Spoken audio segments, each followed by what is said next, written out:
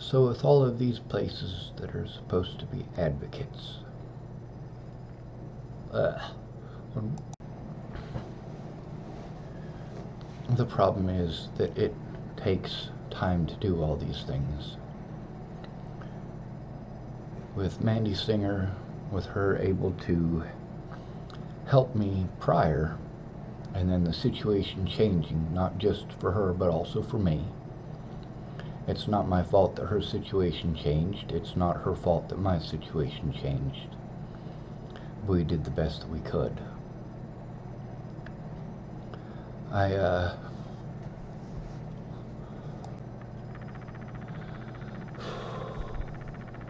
don't have anything left to puke up. The next one's gonna be dry heaves.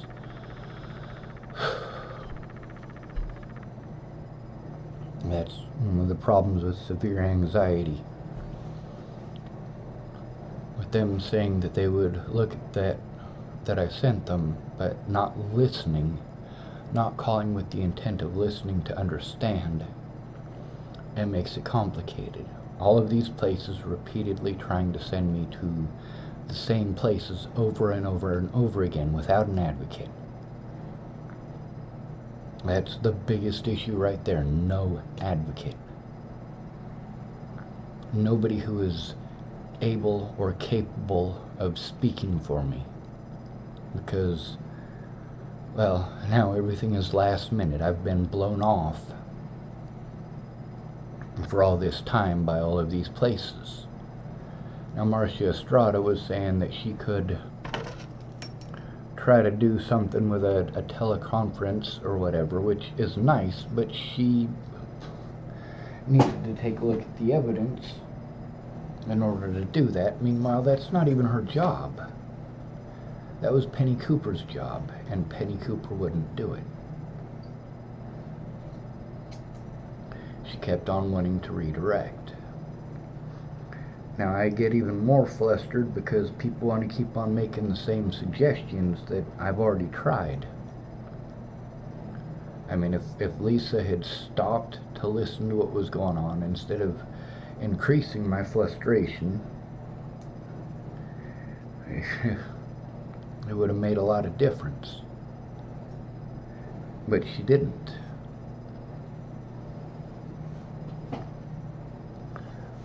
She didn't try to understand. See, that's the thing with autism, is that I am different. I am victimized because I am different. It's not that I'm a bad person because I'm autistic. It's not that autism is an excuse. It's that people are not accepting of the fact that I'm different. Other people are allowed to get flustered. They're allowed to get angry. They're allowed to threaten my life repeatedly. And I need to be able to have an advocate who understands autism, who is allowed to speak, and is able to help me in the ways that I need. Now, according to the ADA guidelines, yeah, I am supposed to have an advocate. The courts were supposed to appoint me an advocate. And they did, Jen Beebe, and she didn't call me back for 6 months, and you see how that turned out.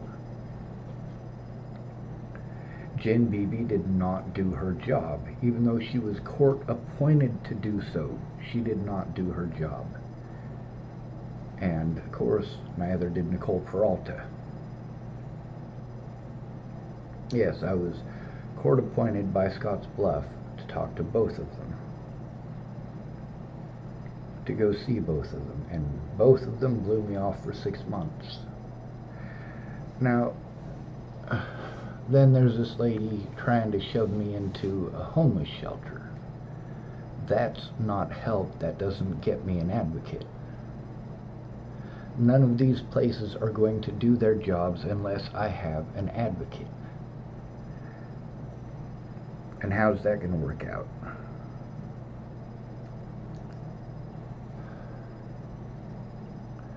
I have to have family who will go in with me and explain the situation, and my little sister is not capable of doing that. Now, maybe she was threatened by somebody from Colorado. It is a possibility. there is still a lot of hatred towards me. But if she knows that he's from Colorado, and she knows that he's a he, well, that means that she has ways to identify him. Was he in a minivan? Was he in a Suburban? Was he in a Geo Metro? What was he driving? What color was the vehicle? What are the details that I need to know in order to assist you in catching this person and preventing it from happening again? I want to believe my sister. I do. She's my sister. But I also, if people are threatening my family directly, then something directly needs to be done to protect my sister and to protect my niece. Now, if she's having paranoid delusions or hallucinating people who are not there, that does need to be addressed as well. I want my sister to be kept safe.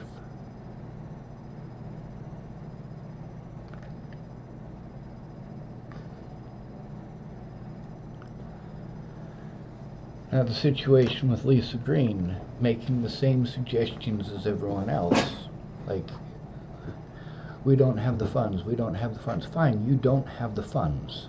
I get that. Her saying it extra slowly like I'm a retard, as if I didn't hear it the first time, that's just condescending.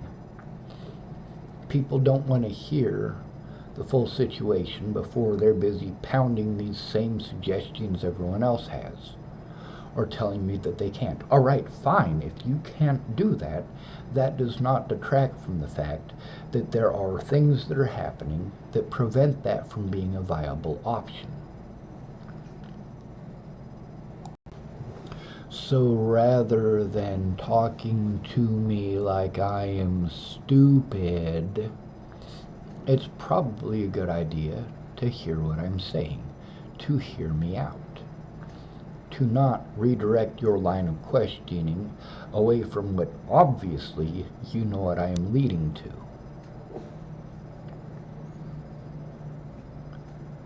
Now, as far as people saying, oh, well, you're generalizing, you know what? I've broken down each individual piece of my story in my videos.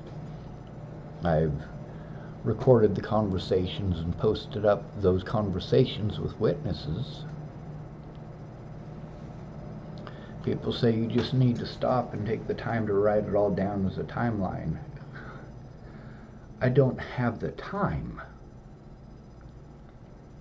I don't have the ability to do this, especially when I am stressed out like this. I shut down. The only thing I can do is talk. With me sending that stuff and her taking a whole week to get back to me, and then a whole week to get back to me again with a list of resources that, holy hell, I've already called. That's the problem with her not allowing me to finish what's going on. If they don't allow me to finish what it is that I'm trying to explain, they're going to make the same suggestions as others. Now, with her going out of her way to talk through this and try to direct it away from what it is that I'm trying to explain, well, it shows that she's not willing to work with me. She's not trying to help. She is trying to waste my time. I'm overwhelmed. I don't know how much I can say I'm overwhelmed. Now, with Lisa Green and me needing her to actually listen to the situation, sure, they might not have funding to get me into housing. That's all right, because I can't get into housing anyway. I mean, this is stuff that I would love to explain to her, but when she's making suggestions without finding out what's going on, I don't get to explain the situation. And then, of course, I get more flustered and information dump. See, that's the issue with understanding autism. It's not that autism is an excuse. Autism is not my excuse. It's my predator's excuse. I'm different. I'm weird. I'm strange. I'm odd. I'm creepy because I'm different.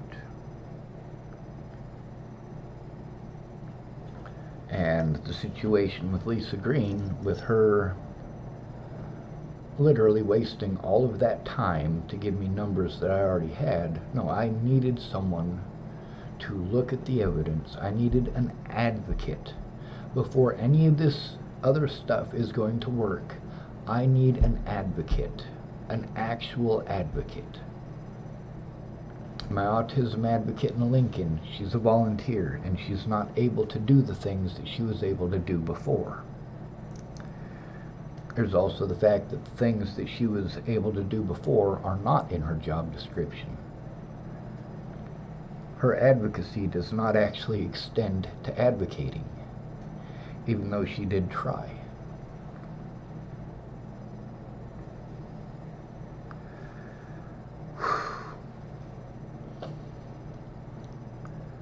So I've got all this evidence. I got 4 bags there. I got 4 bags there. I got 2 briefcases here. And one day to try to go through all of this, and there's just no time. With that guy yesterday who said that he would go in with me, and then when it was time to go in, just like Mandy Hughes, and I do mean Mandy Hughes this time, not Mandy Singer.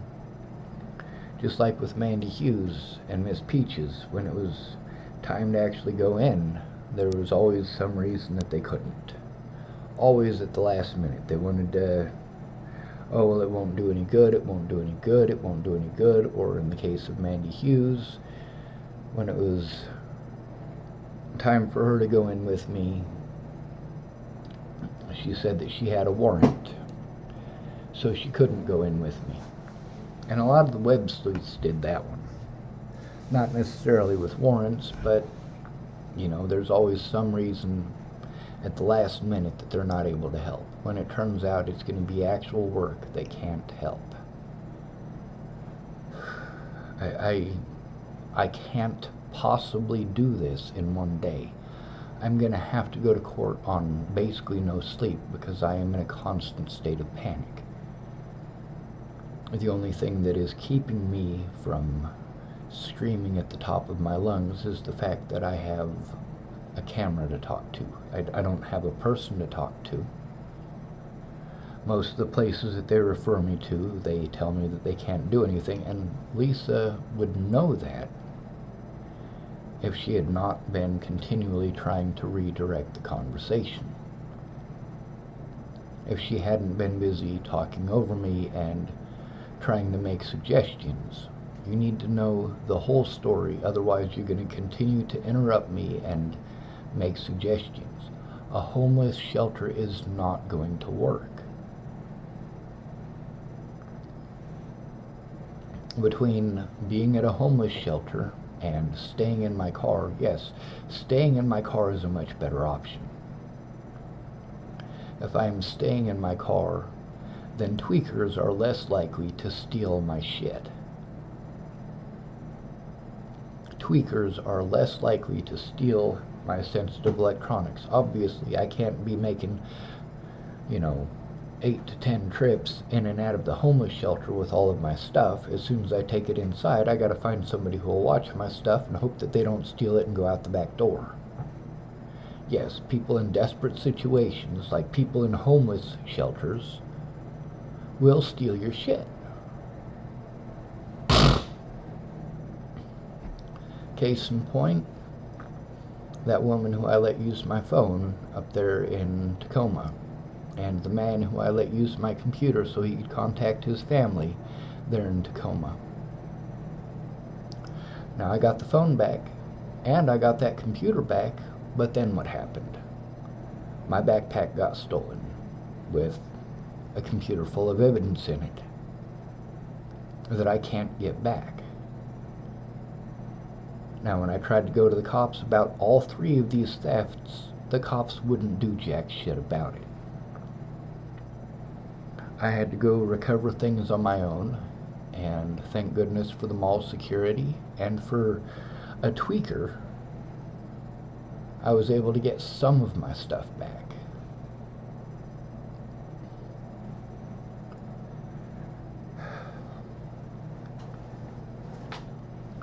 A lot of people want to do this "why are you blaming me" thing. I'm not blaming you. I'm showing the truth. With Veronica Bruce, for example, or Missy Bruce. I'm not trying to say that everything that happened is her fault. I'm simply showing that I did go to her for help. I did at least try.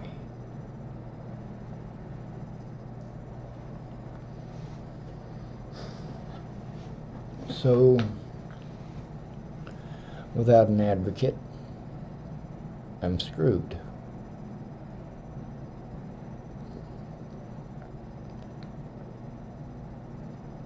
I'm not going to be able to get an advocate. There should have been an arbiter present so that me and Natalie Bollinger could hash out the issues that were happening, because I was being stalked. I was having my life threatened. I was being assaulted. Somebody needed to intervene. Instead of, "Hey Sean, jump through all these hoops," jump through all these hoops. With Lisa Green, the one phone call that we were able to talk on, with that one phone call, I needed her to stop and listen to understand, and she just wasn't. Now I'm not going to be able to communicate. I'm not going to be able to, it's not safe for me to even drive at this point. It's not safe for me to travel.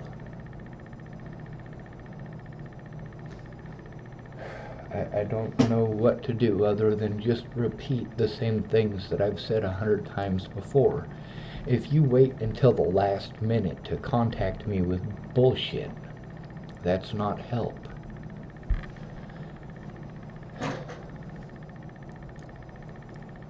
I'm fairly certain that several of the links that I sent her are links to conversations with the Nebraska Attorney General's office, links to the disability rights, links to these places. I can't possibly do all this by myself. People have preyed on my disabilities to prevent me from turning in my predators. They have preyed on my disabilities to prevent me from facing my accusers. They have preyed on my disabilities to separate me from the evidence. And with Lisa Green, I mean, I wouldn't highly recommend her.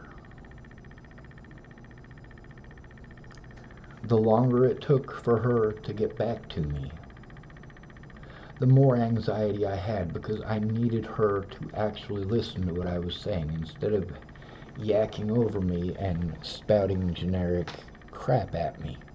Go to a homeless shelter. That's an unsafe place to go.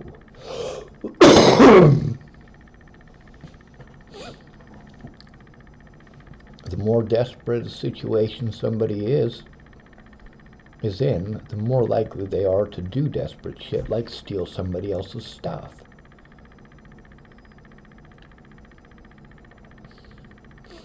I need an advocate. Giving me numbers that I've already called that don't do that, or claim that they don't do that. These agencies need to let everybody else know that that's not what they do. All they do is give out numbers. I can't do these things myself.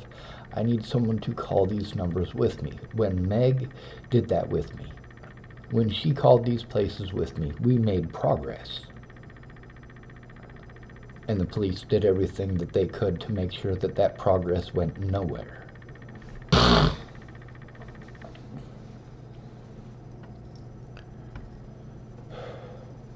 I will not be allowed to defend myself in court.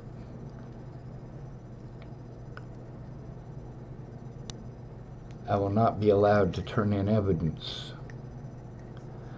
I'm not even capable of going through this all. I am overwhelmed. I am shut down to the point where all I can do is talk to the camera. That's it. Saying the same things over and over again.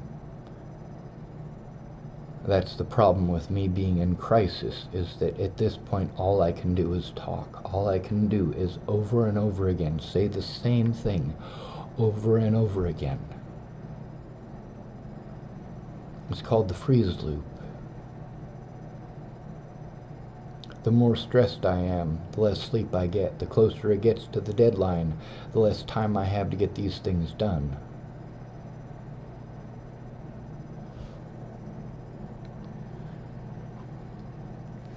That's the issue with Penny Cooper blowing me off.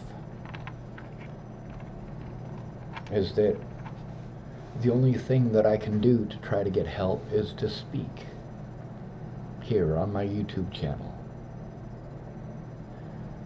When it was a month and a half ago, I was able to speak a lot more calmly, a lot more collectively. With the exception of the fact that I had to be afraid 24/7.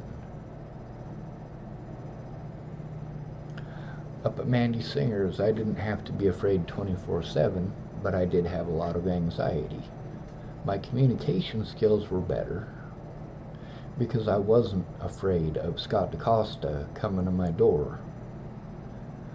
I wasn't afraid of my roommate. Not that I'm afraid of my roommate in chapel. He's a really cool dude. He's always been good to me. He doesn't yell at me and he doesn't scream or anything like that. I mean, he really does treat me like a human being. He has been excellent as far as roommates go. So I don't want people getting the wrong opinion about him, like he's abusive to me or that he's hitting me or kicking me or anything of that nature. The situation that is unsafe for me there is the fact that DaCosta can go there at any point in time and pull the same BS with threatening Dallas with CPS as he's done before.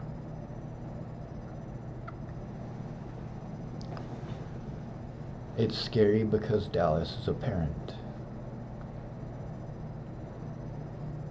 And he happens to be a parent in the county that Sheriff Scott DaCosta is the sheriff of.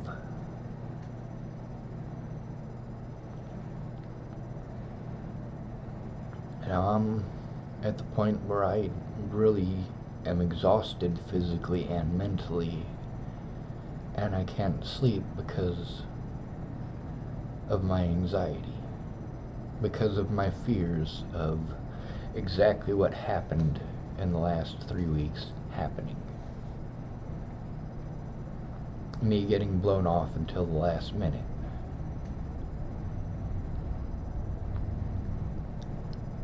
I am an at-risk adult. I have called all of these places.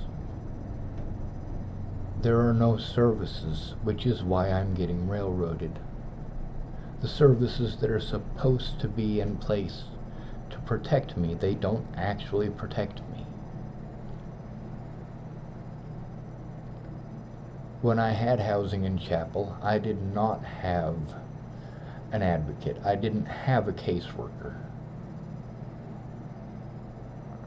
And because I didn't have a caseworker, I wasn't able to get the assistance that I needed while I was in that housing. I didn't have somebody who was going to go in with me when people threatened, harassed, and assaulted me. People like Robert Warnick and people like Chris Kurth. And all of these advocates, supposed advocates, want to tell me to just let it go. No, here's the thing, is that if you just let it go, they get to do it to you again and again and again. You have to constantly look over your shoulder for these people who are committing these crimes. And that's not okay.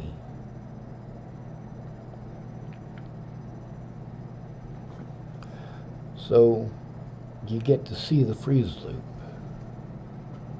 On the bright side, I'm not screaming. I don't have cops banging on my door. I'm not having to shut down everything that I had planned because my roommate is over at the house with his kids on a surprise visit. I'm not having to flee from Robert Warnick chasing me down in a vehicle, pulling his vehicle out in front of me and assaulting me. Thing is, I wasn't stalking Robert Warnick, I was being stalked by him. I was trying to show that, yeah, this is not okay. It's not okay that there are so many places in town where there are predators who have committed crimes against me, and obviously, rather than attempting to hurt these people, obviously, rather than threatening them back, I'm going all the way around their houses. All the way around. Now, if I had a map of Chapel, Nebraska, I could basically show you.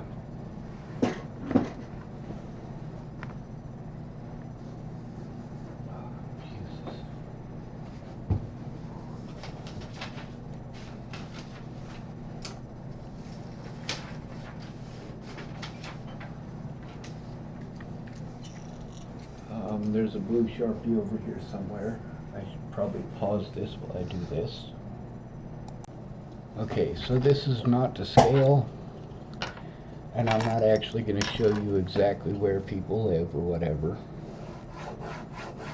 I'm going to put their houses in a little bit different location than they actually are because, well, not that it matters. You'll be able to tell where everybody lives just by looking up Robert Warnick on the Nebraska Sex Offender Registry. But let's say this is a map of Chapel, Nebraska. Now let's say this is the post office right here, and this is a grid of the city streets, correct? Now the quickest route, Dallas lives somewhere in this area. Somewhere in this area. And the quickest route to the post office here would be down this street and up, or down this street and up. The problem is, let's say one of the people that doesn't like me lives right here on this block, and then another person that doesn't like me lives here on this block, and then another person who doesn't like me lives here, and then another person who doesn't like me lives here,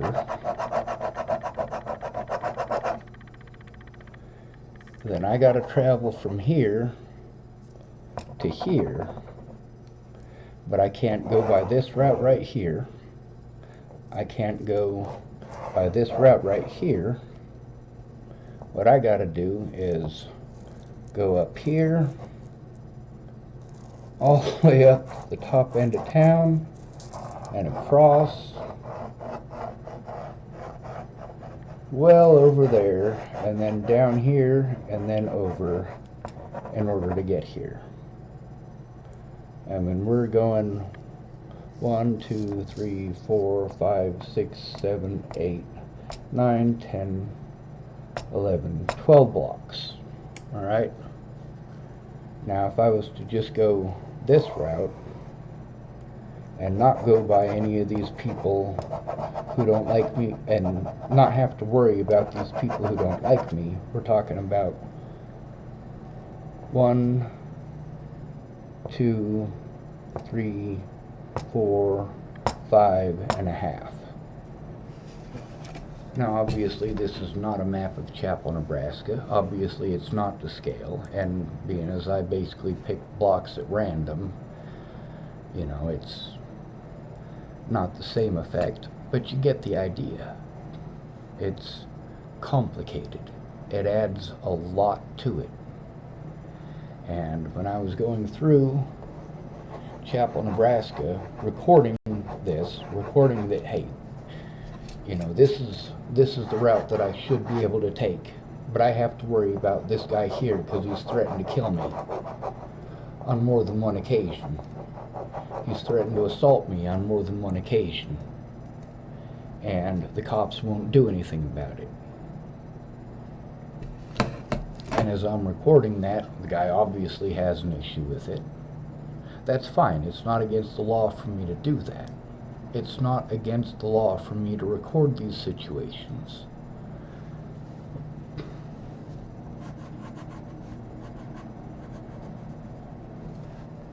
It's not against the law for me to show that I have to deal with these predators because Dual County Sheriff's Department didn't do their jobs, didn't want to do their jobs, was not interested in doing their jobs. And why would they? I've been trying to turn them in since 2018. Scott DeCosta knew it.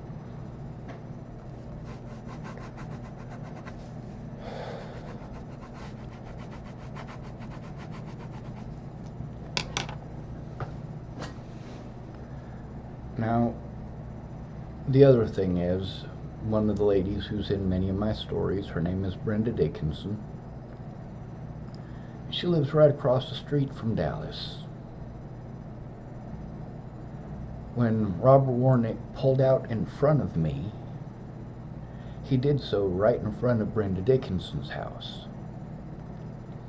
Now, it's pretty obvious that if I wanted to harm people in Chapel, Nebraska, it's not like I would have to go far to do it. It's pretty obvious that I have not made any attempt to harm anyone in Chapel, Nebraska. And I have made every attempt to try to turn these things in, but without someone there who is informed, who is not afraid to speak up, it just doesn't happen.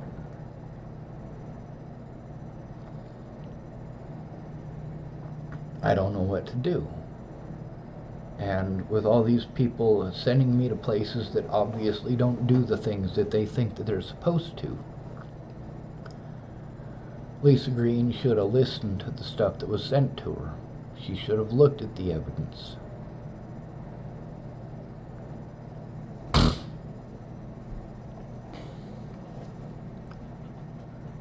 Now, it's pretty obvious that I wasn't trying to turn in Missy Bruce as if she was some sort of a predator who had done me wrong.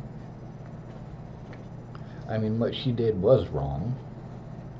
And of course, I am sort of making excuses. That's what I was told. I'm making excuses for Missy's bad behavior.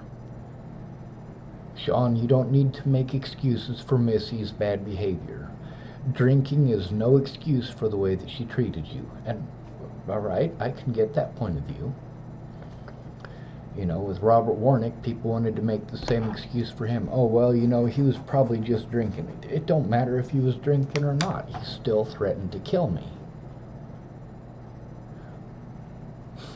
It's still against the law.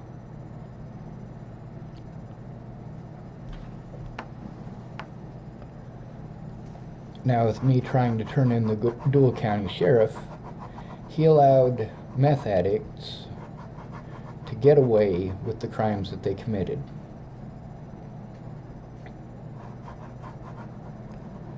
He allowed at least one child molester to get away with crimes. One registered sex offender.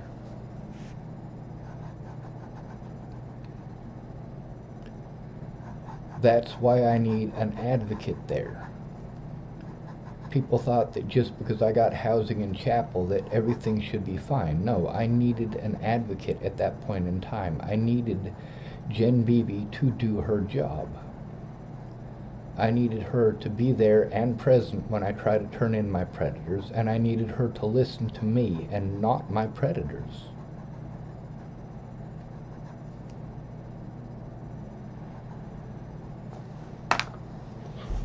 Now, with Lisa saying stuff like, we can't do this in a day, I can't even explain to you what it is that I sent you at that point. The best that I can do, since she's not answering the phone and my communication in texting is complete crap. There's also the fact that the longer it goes on that I have to text, the more complicated it becomes because it doesn't feel like I'm being heard. It's a very inhuman form of communication, and it's destroying all of us. It does damage to your brain. That's not a joke.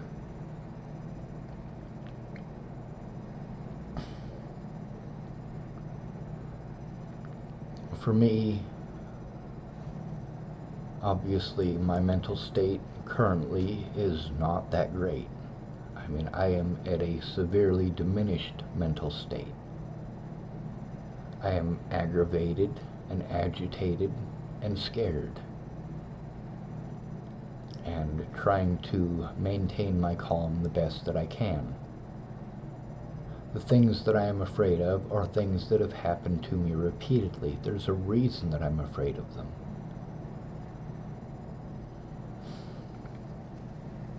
People say, well, you just need to lay down. You just need to lay down. It'd be nice if that worked. I've laid down quite a few times to try to get some sleep. But what prevents me from getting asleep is the closer this deadline gets, and I still don't have anyone to go in with me. I don't know if this situation with my sister, I don't know if people actually are threatening her that way or not. I've seen evidence of vandalism. It's definitely, some of it is vandalism. There's no doubt about that.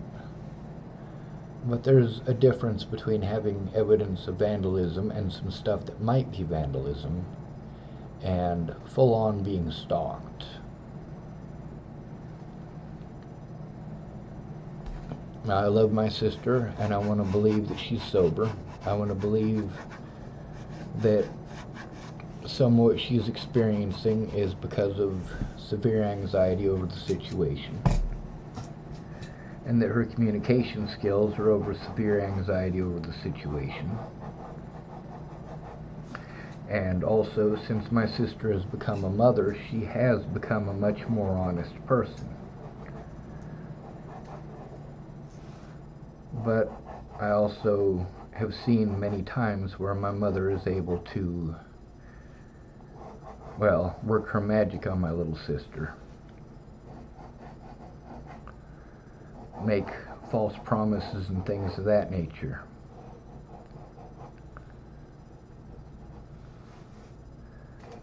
Now, obviously, there's a big difference between having a communication issue and being schizophrenic. There's a big difference between not sleeping enough because you're scared shitless and not sleeping enough because you're smoking meth.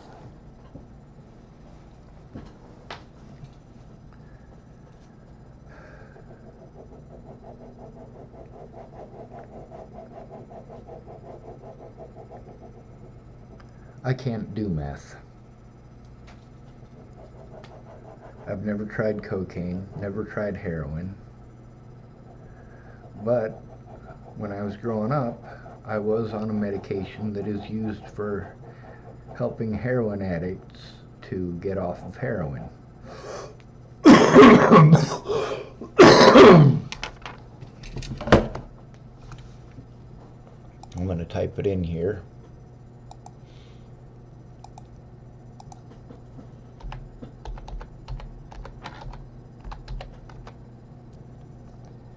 Clonidine. It says, what is drug clonidine used for? Clonidine is used alone or together with other medicines to treat high blood pressure, hypertension. High blood pressure adds to the workload of the heart and arteries. If it continues for a long time, the heart and arteries may not function properly. Clonidine, although it doesn't say it here, we'll read this over here. Let's see, it can treat high blood pressure. Certain formulations can also treat ADHD and cancer pain. Let's see. It says availability, prescription needed. Pregnancy, consult a doctor. Alcohol, avoid. Very serious interactions can occur. Drug withdrawal, physical and mental symptoms that occur after stopping or reducing intake of a drug. Let's see, attention deficit hyperactivity disorder, a chronic condition including attention difficulty, hyperactivity, impulsiveness. Complex regional pain syndrome, chronic arm or leg pain developing after injury, surgery, stroke, or heart attack.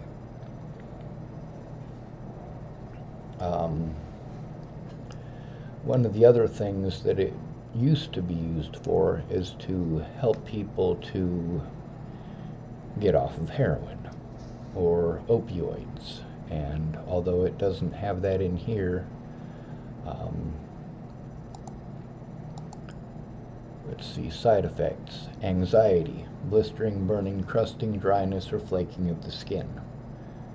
Chest pain or discomfort, confusion as to time, place, or person. Decreased urine output, dilated neck veins, fast pounding or irregular heartbeat or pulse. General feeling of discomfort or illness. Oral side effects are dry mouth, constipation, drowsiness, dizziness, low energy, generalized weakness, and irritability. For somebody like me, clonidine is not a good thing, and it is because of medications like this that I have an irregular heartbeat to this day. Now, it's not always irregular, but it is pretty common, probably 2 to 3 times a week. As far as the chest pain or discomfort, this is something that after long-term use, you're pretty much stuck with the side effects, even years later. Now, a lot of these, like the blistering, burning, crusting, dryness, or flaking of the skin, I don't have that. The anxiety I do have. The confusion as to time, place, or person, no. I don't have confusion as far as that goes. What I have a difficulty with is brain to mouth. Like when I say Mandy Hughes, so many of my videos recently I say Mandy Hughes when I mean Mandy Singer.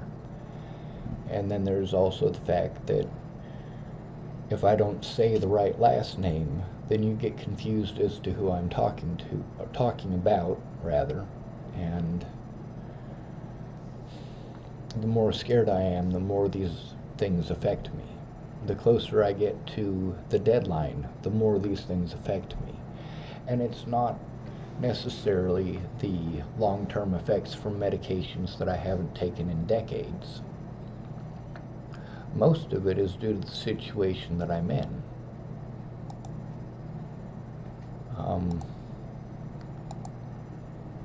And like I've said throughout this entire video, everything is on repeat. I'm stuck in the freeze loop. I'm stuck. The closer that I get to the deadline, the more afraid I get, the more I am stuck in the freeze loop. And that's the problem with someone, like for example Lisa. You can't leave me hanging the way that she did. You just can't do it. It'll increase my anxiety until you're able to get a hold of me and we can resolve the issue. At this point, it's not even appropriate for me to go to court. It's just not. I'm having to control everything and try to pretend that everything is normal and fine and dandy. Meanwhile, I'm spending a lot of time trying to control my Tourette's syndrome so that I don't end up winking and blinking at you. That's one of the reasons that rather than looking at the camera, I'm looking at myself. I'm looking at the bridge of my nose and trying to focus on not blinking one eye or the other. Now, I need to be able to see doctors and have a safe environment, but also with me not being able to go into housing, and also people like Lisa not listening to the situation well enough to understand that I can't get into housing, and with me having so much anxiety that my communication issues suck, again, I'm stuck in the freeze loop.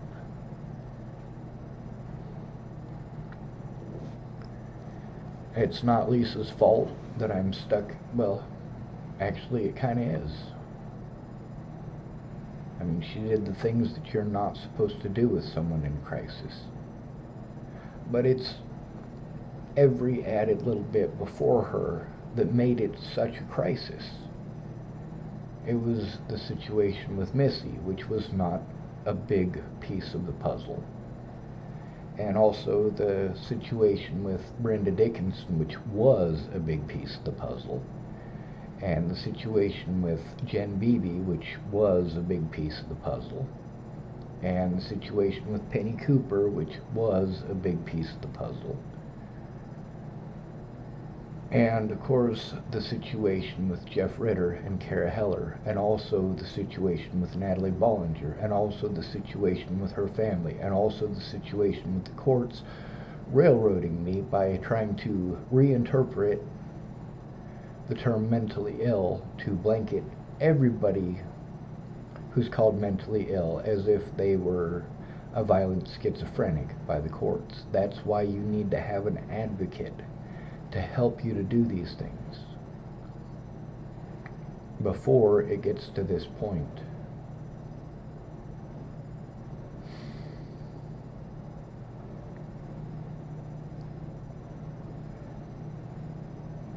What kind of useful information is a detective going to get from me at this point? It's not even safe for me to drive. And although I sound calm, and I am taking my time to try to collect my thoughts before speaking, there's not much there. I hadn't gotten much sleep.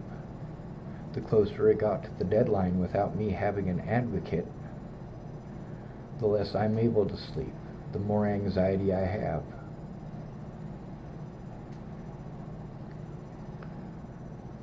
I need an advocate.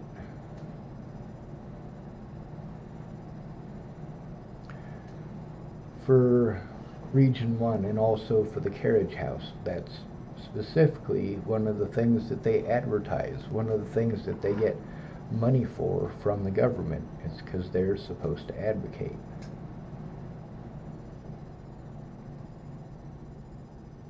I'm not going to be able to effectively communicate, and I've probably said that 100 times in this video, and I will probably say it another 100.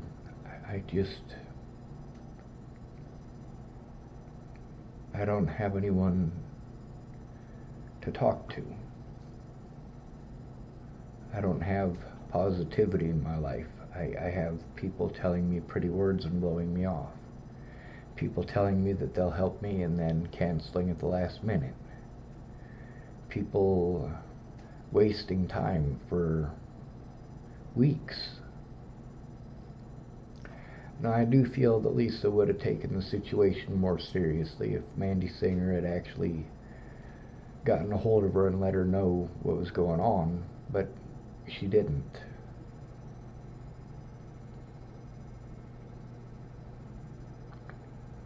That's not my fault. I did remind Mandy more than once.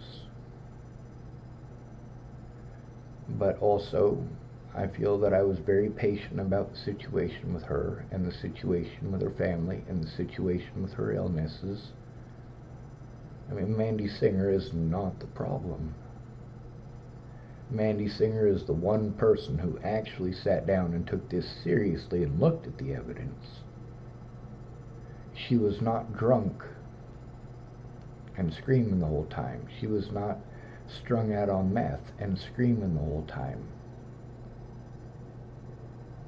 She was being a good grandma.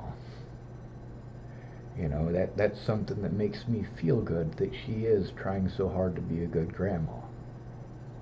That she is looking at the situation that she's in, and she's reviewing herself instead of just blaming everything on the kids.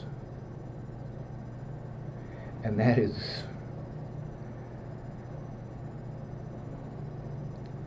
that's something I think everyone needs to do. Nearly all of the places that I was at, people wanted to blame their kids for the screwed up things that they were doing, or blame the kids for common mistakes.